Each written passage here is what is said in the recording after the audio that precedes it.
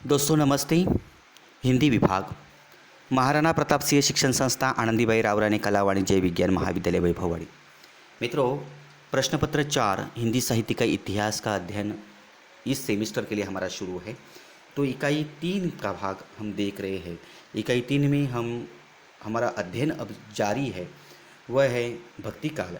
और इस भक्ति काल की जो परिस्थितियाँ हैं, इन परिस्थितियों का अध्ययन हम कर रहे हैं। पिछले वीडियो के जरिए मित्रों हमने 2 परिस्थितियों का अध्ययन किया है। बची हुई जो परिस्थितियाँ हैं उस काल की, उसका अध्ययन हम इस वीडियो के जरिए करेंगे। तो देखो यहाँ पर धार्मिक परिस्थिति। मित्रों, भक्ति काल में धार्मिक दृष्टि से यह युग जो है वो उत्कर्ष का युग था। पूर्व में सिद्ध का वामाचार अब समाप्त हो चुका था। यहाँ पर अपनी समस्त विकृतियों के साथ वज्रयान अब समाज में प्रभावित हो रहा था। शंकराचार्य ने बौद्ध धर्म की विकृतियों पर प्रहार करते हुए फिर से सनातन धर्म की उन्होंने स्थापना की। नाथ मुनियों ने योग साधना पर बल दिया। दक्षिण भारत में 12 आलावार संत हुए, जिनमें एक भक्तिन अंडाल भी थी। इन्होंने सगुण भक्ति के लिए लोगों को प्रेरित किया। मित्रों, दक्षिण से शुरू हुई इस भक्ति की लहर जो है उत्तर भारत में वह व्यापक प्रभाव उसका पड़ रहा था। हिंदू और मुसलमान दोनों ही धर्म में पूजा, नमाज, माला, तीर्थ यात्रा, रोजा जैसे बाहरी आडंबरों की अधिकता यहाँ पर हो गई थी। इन धर्मों में व्यापक सामाजिक कुरीतियों, आडंबर को रोकने में तत्कालीन संतों ने अपनी महत्वपूर्ण भूमिका वहाँ पर बजाई थी, जिसमें कबीर का समाज सुधार, जायसी की प्रेम, तुलसी का समन्वयवाद तथा सूरदास द्वारा कृष्ण का लोकरंजन स्वरूप का चित्रण निश्चित रूप से इन परिस्थितियों की देन है। इसमें आर्थिक परिस्थितियाँ जो है वह इस प्रकार की है कि इस समय आर्थिक दृष्टि से लोग जो है वह पिछड़ने लगे थे और कुछ लोगों के लिए तो जीवित रहना भी कठिन हो गया था। एक विदेशी यात्री जो है वर्नियर ने लिखा है कि उन हिंदुओं के पास धन संचित करने के लिए कोई साधन नहीं रह गए थे और उनमें से अधिकांश लोगों को निर्धनता, अभाव एवं आजीविका के लिए निरंतर संघर्ष में जीवन बिताना पड़ता था। प्रजा के रहन सहन का स्तर बहुत निम्न कोटि का था। करो या सारा भार उन्हीं पर था। राज्यकर उनको अप्राप्य थे। शेरशाह सूरी का राज्य भले ही आपातकाल के लिए हो रहा हो, लेकिन उसने जमींदारी प्रथा समाप्त करके राज्य में खुशहाली लाने का प्रयास उन्होंने किया। मुगल राजाओं ने फिर भी इस प्रथा को आरंभ कर दिया। भक्ति काल में सामंती समाज में आर्थिक उत्पादन का आधार कृषि ही था। कृषि से जुड़े काम धंधे, हस्तकलाएँ तथा व्यापार आदि को ही आजीविका का यहाँ पर प्रमुख साधन माना जाता था। उच्च वर्ग विलासितापूर्ण जिंदगी जीता था और निम्न वर्ग अत्यंत निर्धनता में जीवन यापन वह कर रहा था।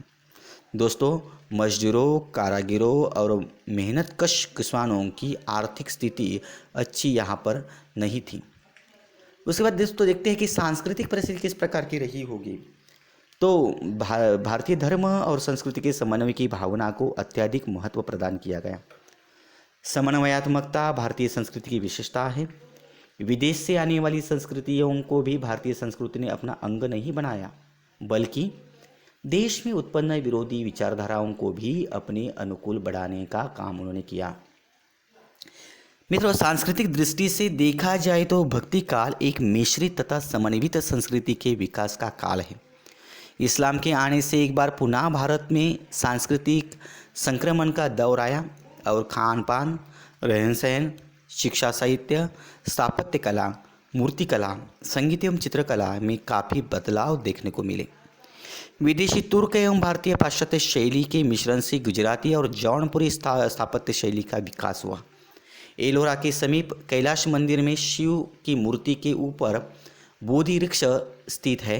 चंबा नरेश अजयपाल के शासनकाल में उत्कीर्ण ब्रह्मा और शिव के साथ बुद्ध भी है। ताजमहल तथा लाल किला भारतीय ईरानी वस्तुओं के सम्मिश्रण का उत्तम उदाहरण है। गीता में भगवान कृष्ण ने कर्म योग, ज्ञान योग तथा भक्ति योग को इकट्ठा कर दिया।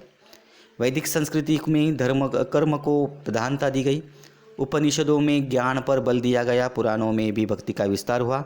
साहित्य के प्रभाव में हिंदू, मुस्लिम, सगुण, निर्गुण, शैव, शाक्त सभी एक साथ बह गई। भक्तिकाल के कवियों ने भक्ति साहित्य को संगीत से जोड़ा। संगीत के साथ ही चित्रकला में भी खूब उन्नति हुई। मुगल शासकों द्वारा चित्रकला को राजाश्रय प्रदान किया गया। भक्तिकाल साहित्य सांस्कृतिक समन्वय का सुंदर उदाहरण है। साहित्यिक दृष्टि परिस्थितियाँ जो है, इस समय उच्च हिंदू वर्ग के लोग संस्कृत का अध्ययन करते हैं।